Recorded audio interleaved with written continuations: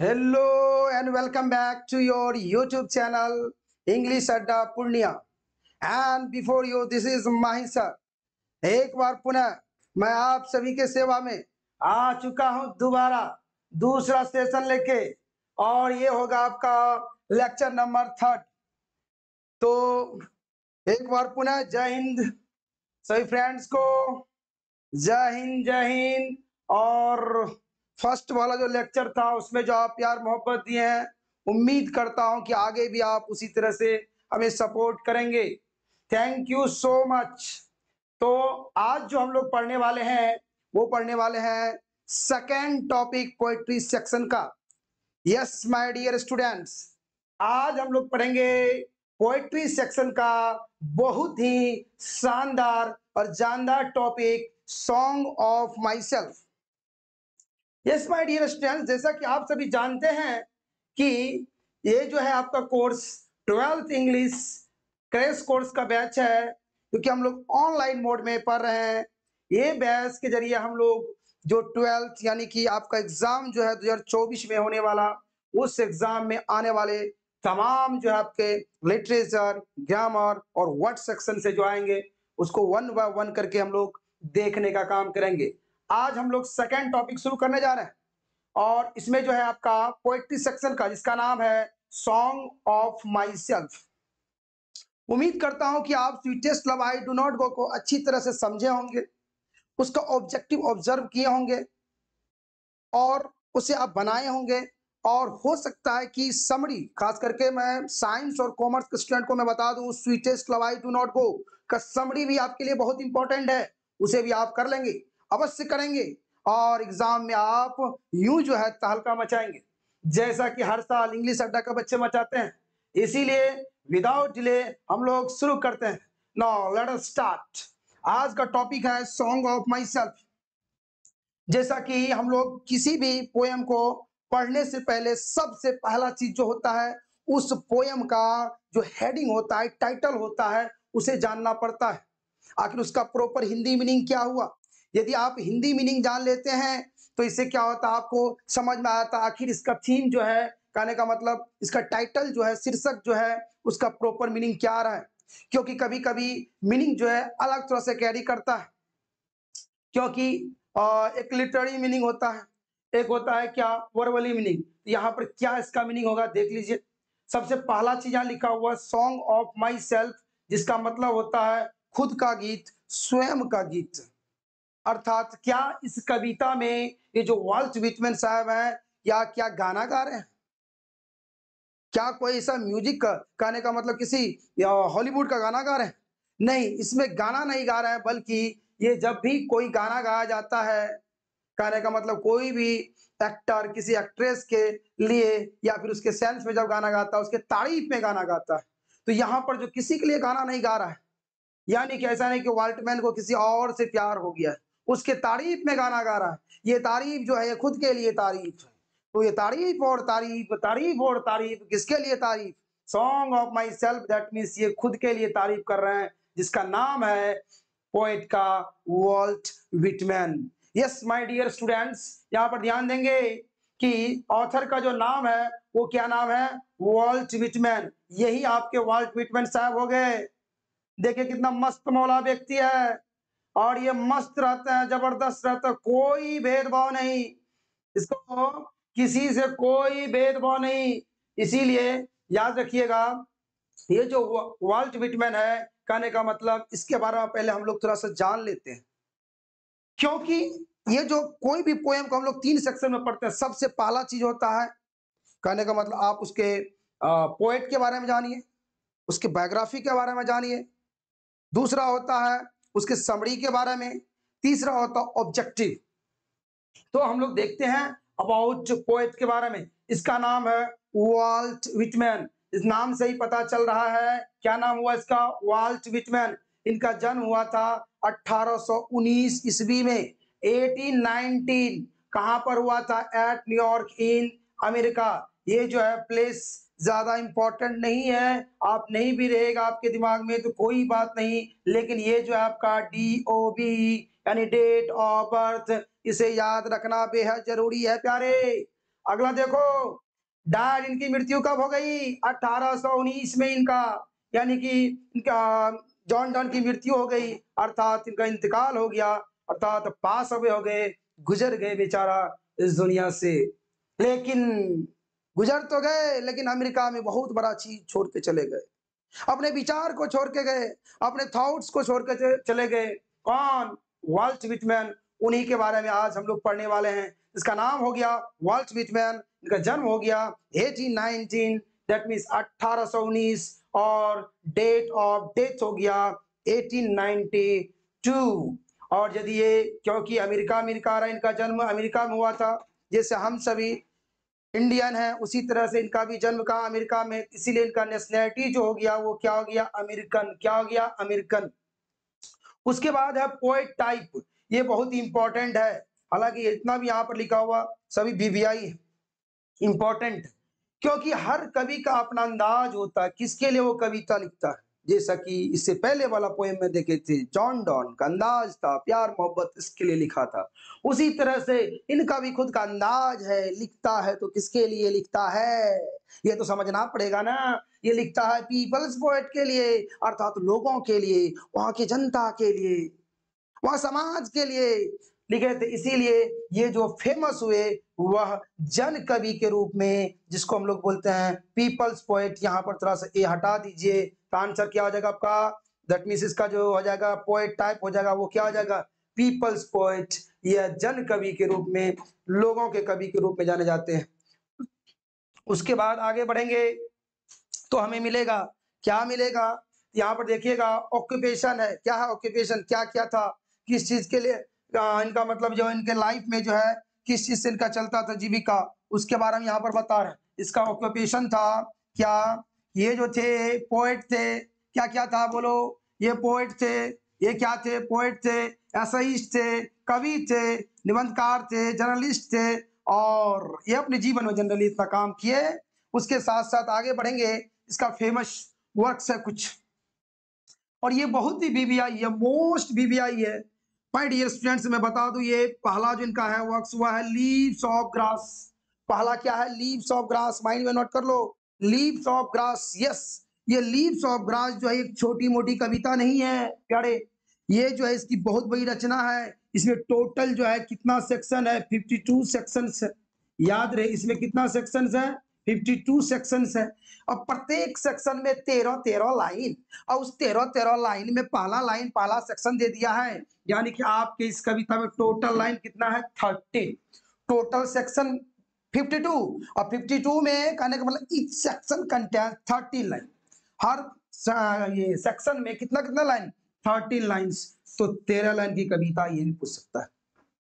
और उसका जो टोटल कलेक्शन दे दिया कि क्या, उसका नाम क्या रखा? लीव्स ऑफ ग्रास, और यह आया था 1855, 1855 ईस्वी में। उसके बाद आता है ड्रम टैप्स, यह आया था 1866 ईस्वी में। ये दोनों क्या है? बहुत ही फेमस बीबीआई। आगे बढ़ते हैं, इस तरह से कवि यानी कि पोयम के बारे में देखा जाए तो ये पोयम जो है आपका किस तरह का है, इसके बारे में थोड़ा सा हम लोग जान लेते हैं, देख लेते हैं। यदि आते हैं इस कविता के बारे में, तो ये कविता जो आपका है ये मेनली, उसका बारे में देखेंगे। नाम तो जान ही रहे हैं, आपका नाम क्या हो गया? Song of my self. दूसरा है टाइप ऑफ द पोयम, कविता का क्या है? टाइप। ये जरूरी इंपॉर्टेंट है, इसका टाइप क्या है भैया? ये जो है ना, ये बिनपेंदी का लोटा है। ये कविता जो है बिनपेंदी का लोटा है, कहने का मतलब ने समझा, इसका कोई बेस ही नहीं है। यह कविता में जो है कवि जो है खुद के बारे में बात करते हैं, अपने देश के बारे में बात करते हैं। तो कहने का मतलब है कविता जो है क्या है? फ्री वर्ड्स है।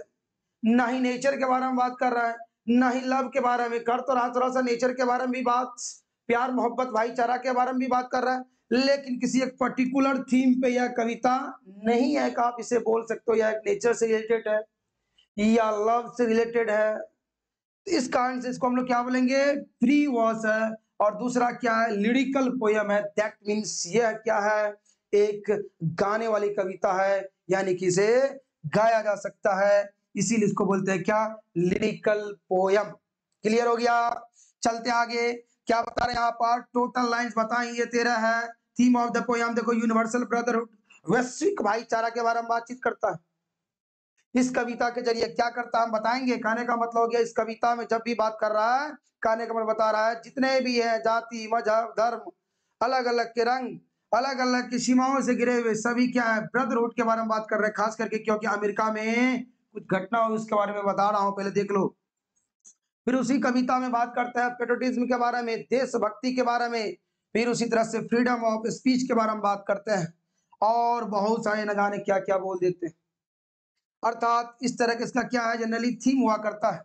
तो इसमें जो है कि ये जनरली आता है, ऐसा बात नहीं है। तो इसका सारा का जो आपको सिर्फ ये ऑब्जेक्टिव याद रखिएगा, फ्री वर्ड्स और लिरिकल पोएम, तो आपका काम हो गया इसी से। क्लियर है? चलिए, ये तो था क्या अबाउट पोएट के बारे में। अब थोड़ा सा हम लोग जान लें कि इस कविता में थोड़ा सा इसके अंदर में इसके स्टेंजा में क्या है। उसके अंदर में कुछ तो होगा ऐसा चीज, किसके रिगार्डिंग बात हो रही है। तो चलते हैं जानते हैं। सॉन्ग ऑफ माई सेल्फ में जो बात की है कवि, ये बात कर रहे हैं कुछ शुरुआती के 5-6 लाइन में। कहने का मतलब वो बात कर रहे हैं ईगोसेंट्रिक होकर, यानी कि आत्म केंद्रित होकर। कुछ ऐसे लगता है रीडर्स को कि ये घमंडी ऐसा बात कर रहा है, लेकिन बाद के स्टेंजा इसको क्लियर कर रहा है घमंडी नहीं बल्कि आपको भी बोल रहा है उस तरह से बनने का जिस तरह से वो बना। आपको भी ला रहा अपने जीवन में उस तरह का विचार लाने का जो विचार ये रखते थे। कौन? Walt Whitman. यस। क्या और कैसे? तो मैं बता दूं, ये कविता शुरू होता है, गाने का मतलब बताते हैं क्या कि I celebrate my self and I sing my self. कहने का मतलब हो गया मैं खुद ही गाता हूं, खुद ही यशगान करता हूं। ये कवि जो है कभी भी यानी कि मस्त मौला टाइप इंसान है, इसीलिए वो बोल रहे हैं कि मैं जब रहता हूं तो एकदम मस्त रहता हूं, खुद ही गाता हूं, खुद ही यशगान करता हूं, मैं उसमें जो है लोगों की मदद नहीं लेता हूं, कभी ऐसा नहीं होता है, तो मस्त रहता है। दूसरी बात बोलता है जिस चीज में मैं विश्वास करता हूं उसमें तुम भी विश्वास करो। यही सब लाइन थोड़ा सा लगता है इडियट्स को कि जबरदस्ती का वो बोल रहा है, यानी कि वो अपने आप को क्या एरोगेंसी साबित कर रहा है, लेकिन ऐसा है नहीं। बोलता जिस चीज में मैं विश्वास करता हूं उस चीज में तुम भी करो, क्योंकि जिस प्रोसेस से मैं बना हूं, जिस विधि से मैं आया हूं, उसी तरह से तुम भी आए उस प्लानेट पे, उसी तरह से तुम भी आए इस पृथ्वी पर। कहने का मतलब यहाँ पर कवि का यह हो रहा है कि हमें भेदभाव नहीं करनी चाहिए, क्योंकि सभी इंसान का इस प्लानेट पर इस पृथ्वी पर आने का तरीका एक है, सभी का खून एक है, सभी का रूप एक है, सभी का रंग एक है, सभी का जन्म लेने का प्रोसेस एक है। इसीलिए जिस मिट्टी अर्थात यहाँ पर बोल रहा है जिस कण से मैं बना हूं, मतलब जिस प्रोसेस से मैं इस धरती पर आया उसी प्रोसेस से तुम भी आए हो, तो फिर क्यों एक दूसरे से नफरत करते हो, क्यों घृणा करते हो, क्यों द्वेष करते हो। ये कवि जो है हम सभी को ये बता रहे हैं, हम सभी रीडर्स को। और मैं बता दूं ये कवि जो है इसको मरने के बाद इसको इज्जत सम्मान प्रशंसा मिला अमेरिका में। दुर्भाग्य हो गया जब ये गुजर गए तब जाके पता चला कितने अच्छे विचार थे, क्या लिखे थे, क्या ब्रदरहुड का मैसेज देके गए थे, भाईचारा का। बाद में पता चला क्योंकि एक दो लाइन ऐसे इस कविता में है जिससे अमेरिका में हंगामा हो गया था, इसकी कविताओं को पढ़ा नहीं गया। तो इस कारण से इगोसेंट्रिक लग रहा है शुरुआत में, लेकिन इगोसेंट्रिक है नहीं, मेनली आपको मैसेज दे रहा है कि प्रोसेस सभी इंसान का एक है, यहाँ पर आने का प्रोसेस सभी इंसान का, अर्थात इस प्लैनेट इस धरती से ऊपर जाने का, अर्थात मृत्यु लोग जाने का सभी का विधि एक है। इसीलिए ऐसा ये बोल रहे हैं। बोल रहा है कि मैं मस्त रहता हूँ, जाता हूँ बैठ जाता हूँ, कहाँ पर बैठ जाता हूँ, मैदान में जाकर बैठ जाता हूँ, घूमते रहता हूँ, लोफ करता हूँ, अर्थात घूमना फिरना इधर उधर चक्कर लगाना, इसी से बनता लोफ से लोफर। और कभी कभी बोल देता है गाँव में ए लोफर जैसा करता है, बोलता है ना, बोलता है कभी कभी बोल देता लोफर जैसे। लोफ मतलब ये टल्ली मारने वाला, एमलेसली जो मूव करता है एक जगह से दूसरे जगह, उसको हम लोग क्या बोल देते हैं लोफर। उसमें भी लगा देता सूखा लोफर, तो और तो जब चल ले गया बर्बादे हो गया। जब सूखा लोफर में, लोफर तक तो ठीक हो था, लगा दिया सूखा लोफर तक बर्बाद। तो इसीलिए यहाँ पर बताया जा रहा है, क्या बताया जा रहा है कि वो जो है जनरली ऐसा उसके साथ होता था। कौन?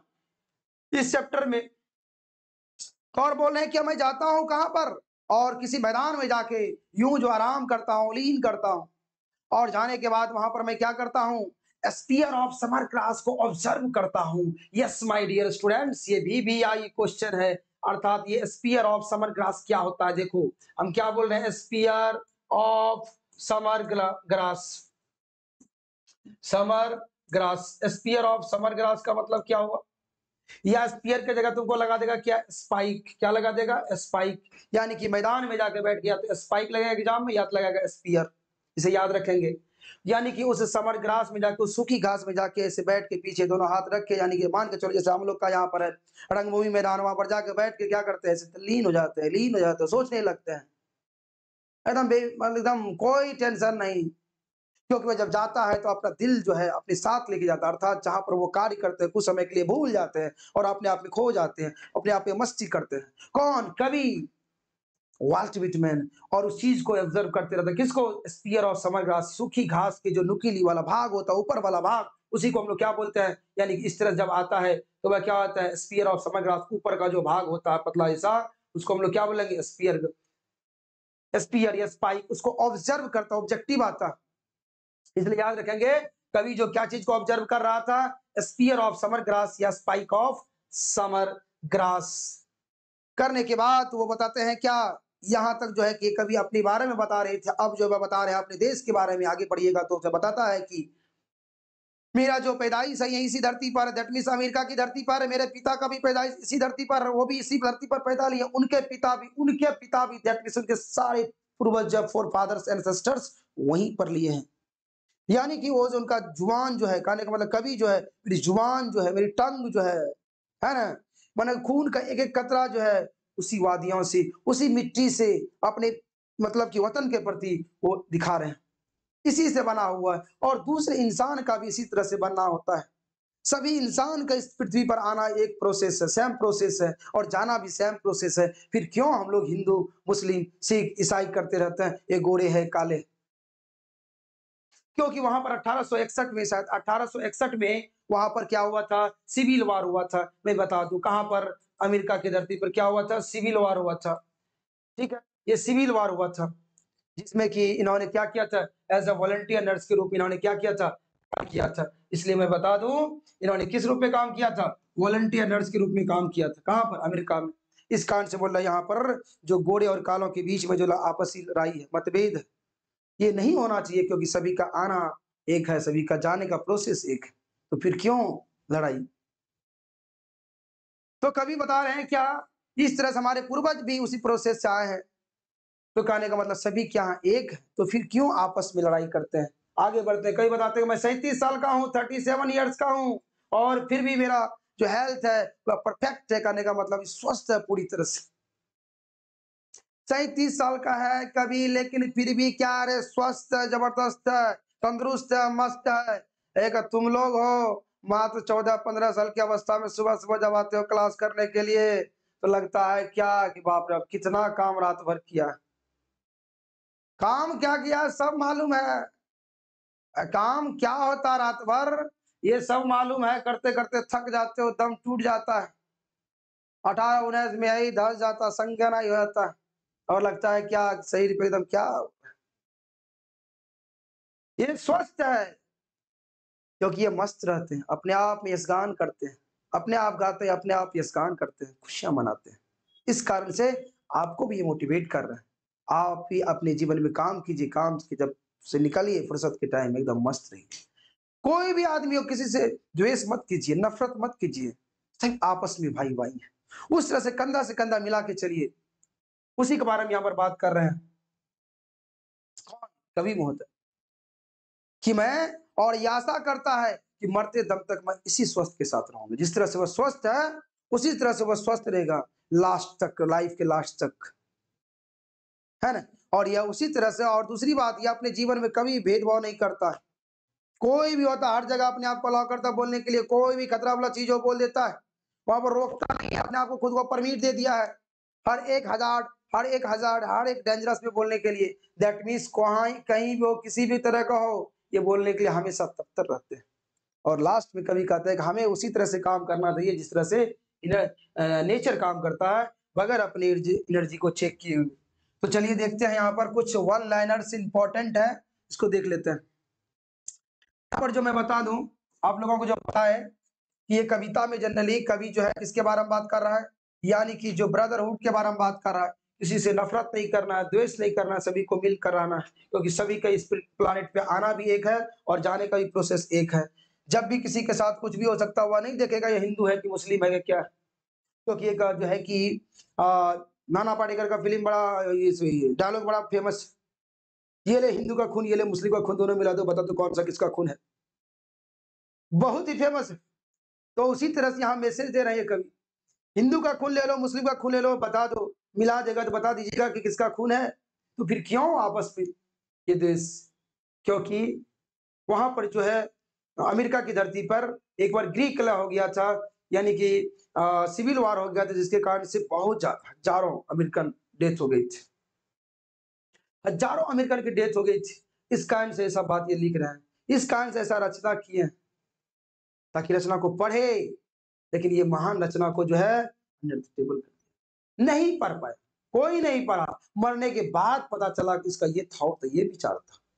तो बाद में जब कोई यूरोपियन कॉन्टिनेंट में इसको पब्लिशर मिला, पब्लिश किया, किताबों को वहाँ पर पब्लिश किया, छापा, तब क्यों शुरुआती दौर में जब छापा था किताब, पब्लिश किया था, प्रकाशित किया था, तो अमेरिकन पीपल इंटरेस्ट नहीं लिया, क्योंकि उसमें लिखा हुआ है क्रीड्स के बारे में, धर्म के बारे में, स्कूल्स के बारे में, यानी कि सोचने की पद्धति के बारे में।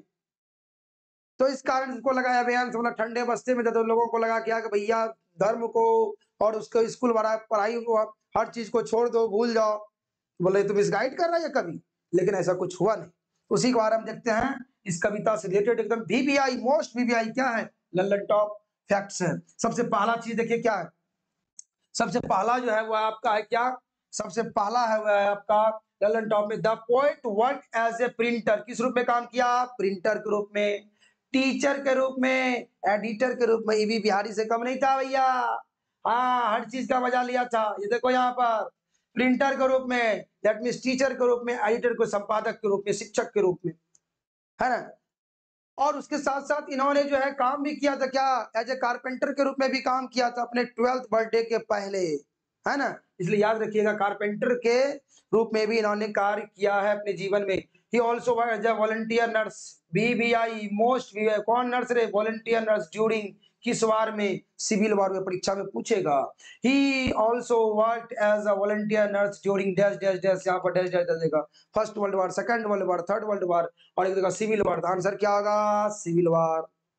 ओके, नेक्स्ट आपका ये कवि जो है कितना साल का है? 37 साल का। कितना साल का है? 37 साल का, 37 इयर्स ओल्ड है। लेकिन फिर भी इसका क्या है? हेल्थ एकदम जो है परफेक्ट। कविता में यह भी पूछा जाता है कि यू का प्रयोग कितना बार किया है कवि, बहुत इंपॉर्टेंट, यानी कि आपके ऊपर जो फोर्स कर रहे हैं, यानी कि यहाँ पर जो आपके ऊपर दबाव बना रहे हैं, यही लेके रीडर्स को लगा था कि मेरे को बोल रहा है, जो वो कर रहा है मुझे भी करना चाहिए, लेकिन वो कुछ और बोलना चाह रहा था। यू जो आया कितना बार आया? ट्वाइस, मतलब हो गया 2 बार। कितना बार? 2 बार। उसी तरह से क्या है, 7 टाइम्स क्या आया है? आई आया। कितना बार रे? 7 बार क्या आया? आई है। उसी तरह से यहाँ पर बता रहा है ओपनिंग लाइन क्या है इस कविता का, पूछेगा what is the opening line of the poem song of my self. Answer क्या होगा? I celebrate my self and sing my self is an opening line of this poem. Yes my dear students, इसका जो opening line है क्या है? I celebrate my self and sing my self. Okay, और कवि जो है वहां पर जाके मैदान में बैठ के वह क्या करता है? स्पीयर कर रहा है या फिर क्या कर रहा है? स्पाइक करता है। किस चीज का? समर ग्रास के ऊपर वाला भाग के, मतलब सूखी जो घास है उसको ऑब्जर्व करने का काम करता है, अवलोकन करने का काम करते हैं। कौन? Walt Whitman. तो ये था इसका जीवनी से संबंधित, और कुछ हम लोग फोकस किए किस पे? अर्थात कविता पर। अब आइए हम लोग थोड़ा सा इसके डिटेल में जाते हैं, सॉरी समरी में जाते हैं, और समरी में क्या है उसके बारे में यहाँ पर हम लोग थोड़ा सा देखते हैं। समरी में है क्या बता रहा है? This poem song of my self has been composed by Walt Whitman. अब देखिए इसका मैं ट्रिक बताऊंगा, स्पेशल क्लास में मैं इसका ट्रिक बताऊंगा कि आखिर इसका क्या ट्रिक है। कहने का मतलब कैसे हम समरी लिखें, एक नंबर झकास, सिर्फ आपको बता दिए, इतना कर लेना, आपको याद रहे या ना रहे, मेरा ट्रिक अपना लेना भैया। आप जो है पूरा जो है कि जितने शब्दों में बोलता है समरी को लिखने के लिए आप लिख के आएंगे। वो 5 मार्क्स लॉन्ग टाइप में आता है क्वेश्चन, आप 110% लिख के आओगे। समरी में लिखने का तरीका होता है, फिलहाल मैं समझा रहा हूँ, इस चीज को समझो और किसी दिन मैं सारी वीवीआई कर दूंगा। 4 से 5 समरी करूंगा, 3 से 4 इसमें मोस्ट वीवीआई रहेगा, उसी में से आएगा। तो फिलहाल अभी क्या करेंगे, हम लोग समरी को समझने का काम करेंगे। बोल रहा है कि यह कविता कौन सी कविता, सॉन्ग ऑफ माई सेल्फ, किसके द्वारा लिखा गया है रे? लिखा गया है has been composed by Walt Whitman के द्वारा लिखा गया है प्यारे। है देखो यहाँ पर, he was an American poet, वे कहाँ के पोएट थे? अमेरिकन पोएट थे, ठीक है। इसके बारे में लिख रहे हैं, he was great literary figure of America, वो अमेरिका की बहुत बड़े साहित्यिक छवि थे, बहुत बड़े साहित्यिक हस्ती थे। बोल रहा है कि ही वर्क एज जैसा कि मैंने बताया था, प्रिंटर के रूप में, टीचर के रूप में, एडिटर के रूप में काम किया था। It is an outstanding poem, यह बहुत ही उम्दा उत्कृष्ट कविता है, बहुत ही आउटस्टैंडिंग कविता है। लेकिन शुरुआती दौर में इसको प्यार नहीं मिला था अमेरिका की धरती पे, याद रखिएगा। बोल रहा है कि इन दिस पोएम, इस कविता में the poet expresses his sentiment of humanity, मानवता की भावनाओं के बारे में बता रहे हैं, उसके सेंटिमेंटल के बारे में बता रहा है, किस तरह से मानव दूसरे को जो है कि गिराने में एक दूसरे, जैसे अभी के डेट में देखिए क्या है, जो अलग जो कंट्री एक दूसरे से लड़ रहे हैं, एक दूसरे को गिराने में, उसी तरह से हमारे सोसाइटी में होते हैं, उसी तरह से हमारे जाति के लेवल पे होता है, उसी तरह से हमारे मजहब के लेवल पे होता है। उसी के बारे में यहाँ पर इन्होंने क्या किया, उजागर किया, लिखा है। बोल रहा है क्या, in this poem his mood is very romantic, बहुत रोमांटिक अंदाज में, सो ही रिजॉइस एंड सिंग्स, अपने आप में क्या करते हैं, गाते हैं और खुशियां मनाते हैं। He says to us that all man are born equal, सभी आदमी जो है इक्वली, यानी कि सभी आदमी का आने का प्रोसेस जो वह क्या है, समान है, याद रखिएगा। इसीलिए उसी के बारे में यहाँ पर क्या कर रहा है, कवि जो है बताने का काम कर रहा है। यस, और उसके बाद बता रहा है क्या, यहाँ पर इक्वल है and everything is the same, सभी में क्या है, एक जैसा है, जैसा मेरा बनावट है, सिर्फ रंग रूप और बोल सकते हो अलग अलग सीमाओं से घिरे हुए हैं, लेकिन इंसान तो इंसान होता है, इंसान में क्या दिक्कत है, इंसान इंसान है, इसीलिए हमें भेदभाव नहीं करना चाहिए। मैसेज देते हैं कौन, कवि। फिर उसी तरह से बोलते हैं, he allows his soul to move everywhere and rest and observe in is all the beauty of nature, और वह क्या करते हैं, अपने आप को, खुद को अनुमति देते हैं हर जगह घूमने का, और जाके वो क्या करते हैं, ऑब्जर्व करते हैं, अवलोकन करते हैं चीजों को, यानी कि प्रकृति की सुंदरता को क्या करते हैं, अवलोकन करने का काम करते हैं। कौन रे, कवि। इसीलिए यहाँ पर बता रहा है, बोल रहा है क्या, ही बिलीव्स, वह विश्वास करते हैं कि every individual is born of their parents, हर वो व्यक्ति अपने माता पिता के संतान है। ही इज 37 ईयर्स ओल्ड, वह कितने साल के हैं, 37 साल हैं, 37 साल के हैं, लेकिन फिर भी जो है उनका हेल्थ क्या भी है, बहुत ही अच्छा है।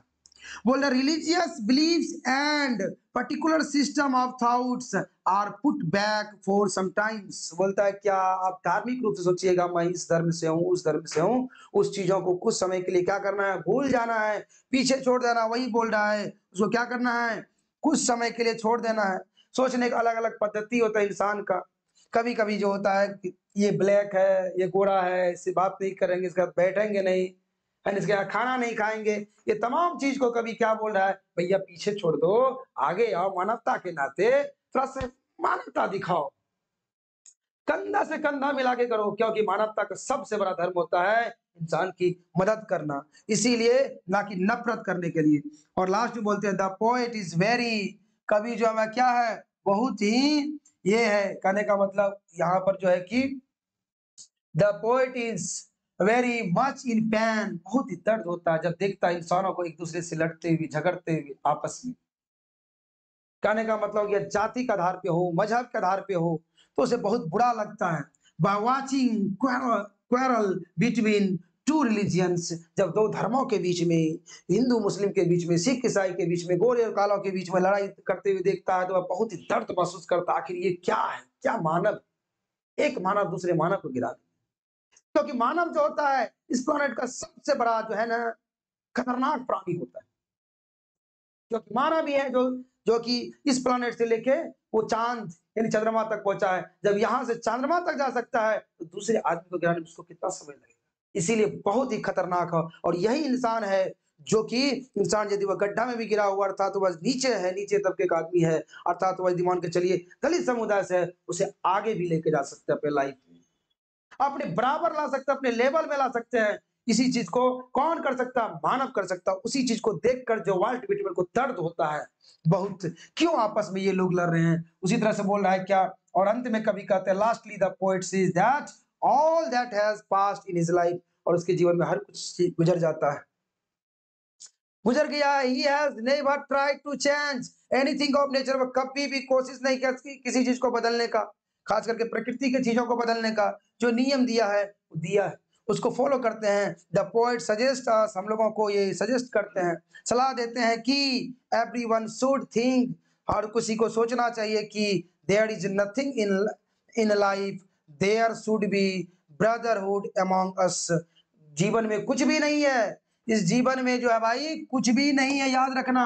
इसीलिए यहाँ पर बोल रहा है, सजेस्ट करते हैं हम लोगों को, पोएट सजेस्ट अस, एवरीवन, हर किसी को शुड थिंक, सोचना चाहिए, देयर इज नथिंग, जीवन में कुछ भी नहीं है, देयर शुड बी ब्रदरहुड, कहने का मतलब भाईचारा होना चाहिए हम लोगों के बीच, हम लोगों के बीच। अमंग का मतलब होता है के बीच, जब दो या दो से अधिक होता है तो क्या लगाते हैं? अमंग। पढ़ेंगे हम लोग ग्रामर में।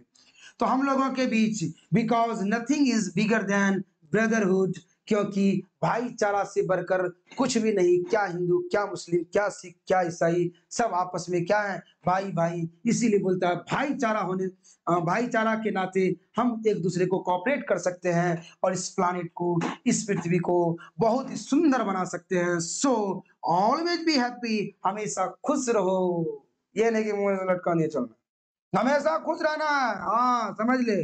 और दूसरे को and try to make others happy, और दूसरे को भी क्या करना है? खुश करना है।